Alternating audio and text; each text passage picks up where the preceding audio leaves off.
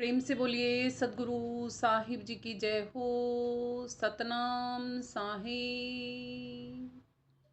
हे साहिब, आपका अनंत अनंत शुक्रिया, अनंत अनंत आभार।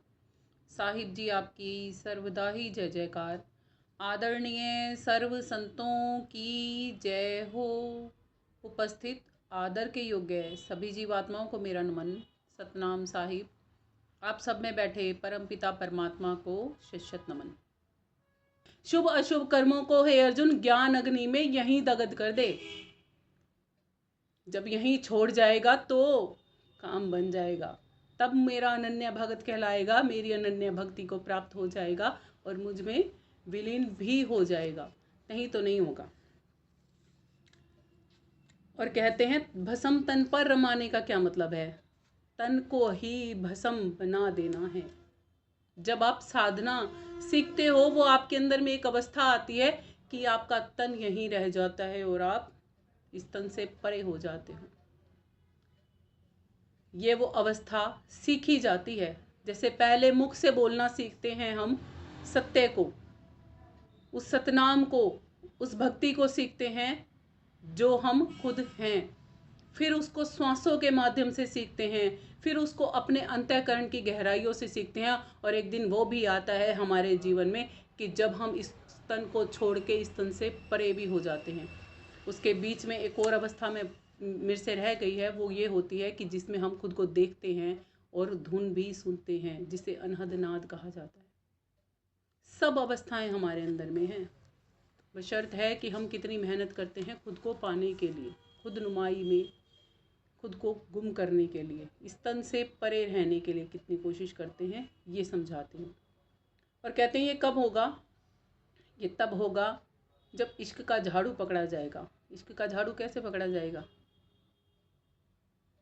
कि उस परमात्मा के लिए चाव उमंग लगन लानी पड़ेगी। जैसे अभी आपको बताया था ना एक उदाहरण देके कि एक लड़की को एक लड़के का और एक लड़के को एक लड़की का फोटो नहीं दिखाया, अभी बात ही चला रहे हैं कि भाई तुम्हारी शादी करनी है, जानकारी दे रहे हैं। इतनी तो जानकारी हम सबके पास है कि परमात्मा है और परमात्मा में विलीन हो जाना है ना।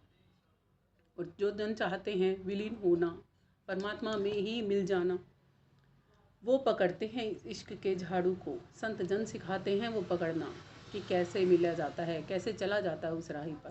कहते हैं पकड़ कर इश्क का झाड़ू साफ कर दिल के हुजरे को।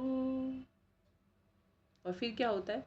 अंदर में जो आपके ये विचारों की उथल पुथल चल रही होती है ना, पाप पुण्य कर्मों की, पकड़ कर इश्क का झाड़ू साफ कर दिल के हुजरे को। दिल के हुजरे में से क्या साफ करोगे?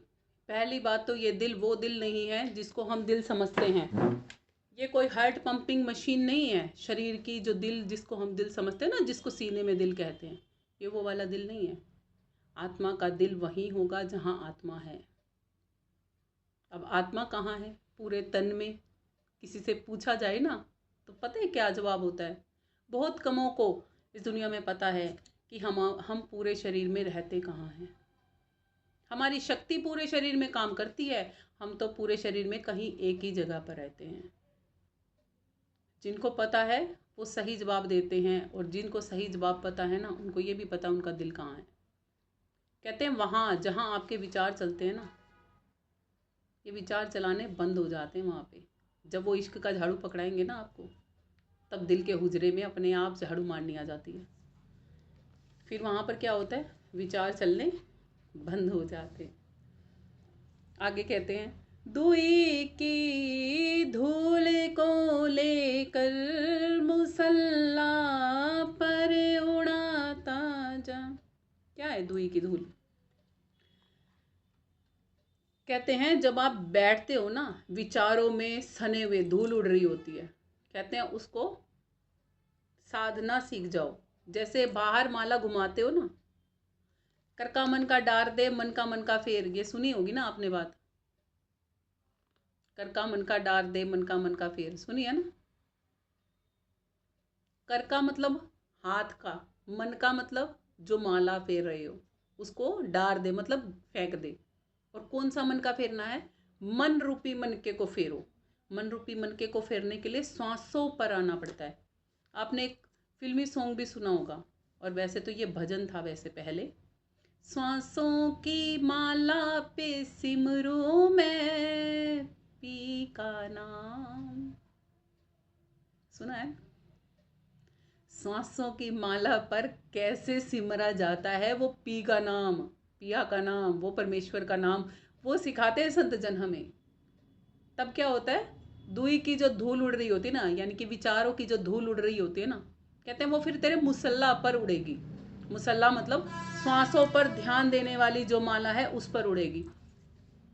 फिर क्या कहते हैं आगे, मुसल्ला फाड़ तस्बी तोड़। कहते हैं अब इस श्वास स्वरूपी उस पर भी नहीं रहने की जरूरत, क्या करना है, इसको भी तोड़ फोड़ दे, इसको भी हटा। एक समय ऐसा आ जाता है, तंथिर मंथिर सूरत नीरत थिर। तंथिर मतलब आपका शरीर थिर, मंथिर मतलब आपके अंदर की विचार क्षमता थिर, शांत हो जाना। सूरत थिर का मतलब होता है आपका ध्यान स्थिर हो जाना, और नीरत थिर का मतलब होता है आपकी श्वासें भी स्थिर हो जाना। सब कुछ रह गया ना, सब कुछ धरा धराया रह गया ना। इसको कहा जाता है, इस अवस्था को जीवित मरिए भवजल तरिए। और ये अवस्था बहुत कम आत्माओं के जीवन में आती है, जीते जी। और ये जीते जी अवस्था आना ही अपने आप में एक मिरेकल है। तब पता लगता है जीवन की असलियत का, अरे वाह वाकई में ही ये तो सब कुछ नकली था। और जब आप उस अवस्था से बाहर आ जाओगे ना, फिर लगेगा वो असली था कि ये असली है। समझ नहीं आता तब उस समय पर, बड़ी कन्फ्यूज़न हो जाती है, क्योंकि अभी तक तो हम इसी को असली समझ रहे थे और पुनः फिर से इसी में रह रहे हैं, उसमें जा नहीं रहे, तो फिर से यही असली लगता है। लगता है पता नहीं वो असली था, ऐसे ही हो गया था, बाई चांस हो गया होगा ऐसे ही एक दिन। नहीं जी, वो असली था, वो जो एक दिन हुआ था। कहते हैं इस पल को तंथिर मंथिर सूरत नीरत थिर होए, कहें कबीर इस पल को कल्पों में पावे कोय। अरे कल्प बीत जाते हैं, युग युगांतर बीत जाते हैं, वो पल नहीं आता जो पल आपने जी लिया उस पल में। कितना बड़ा होगा वो पल, अवर्णनीय है वो पल, वर्णन नहीं कर सकते आप उसका। कहते हैं मुसल्ला फाड़ तस्बी तोड़ किताबें डाल पानी में। कहते हैं ये पूजा का जो ये सामान, ये रीति रिवाज जो भी कुछ तू पकड़े बैठा है ना, इन सबको गिर दे। और जिस कपड़े पर बैठ के तू नमाज अदा करता है ना, सब हटा दे, सब कुछ छोड़ दे। मुसल्ला फाड़ यहाँ पे इस चीज़ से भी मतलब है कि जिस पर बैठ कर आप पढ़ते हो। हम तो अपने इस घट में बैठकर अपने मालिक का नाम पढ़ते हैं, जपते हैं, भजते हैं, तो यानी कि इसको भी छोड़ दो, तोड़ दो, हटो यहाँ से, निकलो। आई समझ में अब क्या बताना चाहते हैं वो। और कहते हैं किताबें डाल पानी में। कहते हैं क्या पोथियां ग्रंथ उठाए बैठा है, जब तू असलियत से वाकिफ हो जाएगा ना, जिस पोथी जिस ग्रंथ को खोलेगा ना, तो पता लगेगा तुझे ये तो मैंने पढ़ी हुई है, ये कैसे पढ़ ली बिना पढ़े ही। देखा है जादू, ये है असली जादू, कि जिस चीज़ को आपने कभी पढ़ा नहीं, जिस चीज़ को आपने कभी सीखा नहीं, वो सब कुछ सिखा देता है। जादू नहीं है तो क्या है। और क्या कहते हैं आगे, पकड़ तू दस्त फरिश्तों का, गुलाम उनका कहता जा। दस्त फरिश्तों का पकड़ना क्या है, फरिश्तों का हाथ पकड़ लेना, फरिश्तों का दर पकड़ लेना, फरिश्तों का साथ पकड़ लेना, संग लग जाना उनके। फरिश्ते कौन है, जो परमात्मा का भेद बताते हैं। हम फरिश्ते किसको बोलते हैं, देवी देवताओं को बोलते हैं, बोलते हैं ना एंजल्स। एंजल्स क्या हैं, एंजल्स नंबर्स दिखते हैं बहुत सारे लोगों को और कहते हैं स्पिरिचुअलिटी में हैं। जब एंजल नंबर दिखने लगते हैं तब उन लोगों को कहा जाता है कि आप ये समझ जाओ कि आपके ऊपर परमात्मा की कृपा है और आप स्पिरिचुअल वर्ल्ड में चल रहे हो।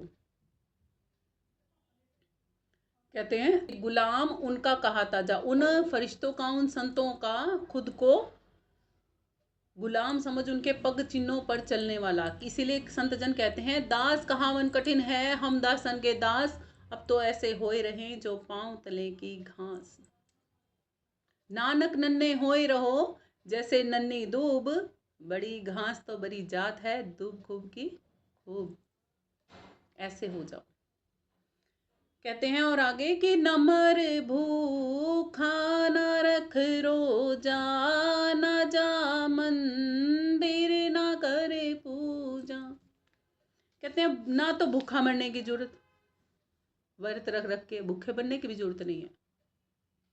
यतन जतन से राखिए रतन सी देह को, इसी से ती त्यागिए जगत के नेह को। जगत के नेह को त्यागने के लिए मिली है ये। कहते हैं भूखा मरने की भी जरूरत नहीं है और रोजे भी रखने की जरूरत नहीं है, और ना ही मंदिर ना ही मस्जिद कहीं जाके पूजा करने की भी जरूरत नहीं है, क्योंकि तन का मंदिर आलीशान जिसमें बैठा है भगवान, बना फिरे रे नादान क्यों भिखारी तू यहाँ। तो तन की मस्जिद भी यही है आलीशान, इसमें बाग देता है खुदा। अरे अल्लाह बहरा नहीं कि ऊंचे चढ़ चढ़ के मांग देना पड़े, अपने तन में ही कहीं ऊंचे चढ़ना सीख जाओ जहां पर खुदा रहता है। कहते हैं वजू का तोड़ दे कूचा, शराबे शौक पीता जा। वजू क्या है? जो हमने ये बना रखे ना धर्म संप्रदाय इत्यादि, जाति पाति भेदभाव, कहते हैं इन सबको जिस पे तूने अपना वजूद खड़ा कर रखा है, कहते हैं उसको तोड़ दे, उस कुचे को, उस जगह को तोड़ दे अंदर से। ये वहम है, भ्रम है केवल तेरा। और परमात्मा का वो शौक शराब की तरह, जैसे शराब में नशेड़ी नशे में चूर हो जाता है ना, उसको सुध बुध नहीं रहती घर परिवार की, बस मैखानों के बाहर ऐसे ही पड़ा रहता है मदहोश। कहते हैं इतना मदहोश हो के उस सच्चे नाम को पी ले। किसने पी थी? धन्ना ने पी लई, सदना ने पी लई, मीरा पी गई वो बूटी। साहिब कबीर ने ऐसी पी थी कि रोम रोम से लो फूटी। ऐसे पीने की होती है वो। आगे कहते हैं हमेशा खा हमेशा पी, न गफलत से रहो एक दिन। कहते हैं इस तन का बड़ा ख्याल रखो और गफलत में मत जियो। ये याद रखो हमेशा कि एक दिन यहाँ से चले ही जाना है। नशे में सैर कर अपनी, खुदी को तू जलाता जा। कहते हैं और इसी नशे में, परमात्मा के सच्चे नशे में ही सैर करते चलो, करते चलो, करते चलो, करते चलो। ये संसार वैसे भी संग नहीं जाना, ये रिश्ते नाते वैसे भी संग नहीं जाने, कुछ संग नहीं जाना हमारे, अकेले ही मर जाना है एक दिन यहाँ से। तो उस नशे की सैर जरूर करते रहो और अपनी इस खुदी को मिटाते रहो, अपने अंदर से अपने आप को बार बार ये याद दिलाते रहो कि एक दिन वैसे भी चले जाना है, कुछ नहीं जाना साथ में। यहाँ कोई हंस के जीवन बिता जाए या कोई रो के, पता है एक दिन जाना है यहाँ से। कहते हैं और ना ही तो मुल्ला बनने की ज़रूरत है और ना ही पंडित बनने की ज़रूरत है, ब्राह्मण बनने की ज़रूरत है। इन दोनों को भी छोड़ दे। कहते हैं हिंदू कहे मोहे राम प्यारा, मुसलमान रही माना, आपस में दो लड़ मरे मरम ना को जाना। अरे परमात्मा का तो मरम नहीं जाना, वो अल्लाह खुदा रब गोड़ सब एक हैं, वो वाहे गुरु सब एक हैं, राम रहीम कहो कृष्ण कहो सब एक हैं। कहते भी हो एक है परमात्मा, फिर अनेकता में भी रखते हो। कैसा असमंजस भरा जीवन जीते हो। अब तो समझ जाओ, अब तो समझ कर लो। कहते हैं हुक्म है शाह कलंदर का। शाह कलंदर कौन है? परमात्मा है। कहते हैं वो हुक्म देते हैं, वो कहते हैं कि अन लहक तू कहाता जा। अन लहक क्या होता है? एक मार्ग है जिस पर चलने से आप भगत बनते हो। अनल बंशी का पंथ सकीरी, पहुँचेंगे परवीना, नैनों में साहिब नगीना। ये गरीबदास जी की वाणी है। अलल पक्षी का वो अनल हक यही बता रहे हैं कि ये बन जा, इस हक में आ जा कि तू अनल पक्षी की तरह बन जाए। अनल पक्षी की एक विशेषता ये है कि वो आकाश में ही रहता है, आकाश में ही अंडे देता है, आकाश में ही अंडे फूटते हैं और धरती पे आने से पहले पहले ही वो पुनः अपने परिवार से आकाश में ही जाके मिल जाते हैं। कहते हैं ऐसा बन जा तू कि हर समय संसार में कम रहे, अपने मालिक के पास ज़्यादा रहे। मालिक कहाँ पे हैं?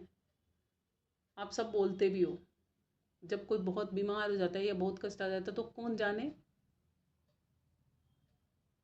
कौन जाने ऊपर वाला जाने, है ना, कहते हैं ना ऊपर वाला जाने। तो आप कहाँ के वासी हो? ऊपर वाले के वासी हो, इसलिए कहते हैं अनहलक कह बन जा। और ऊपर वाला कितनी ऊपर रहता है ये भी संत जन बता देते हैं हमें, सब पता होता उन्हें, बशर्त है उनके रास्ते पर चलेंगे तभी।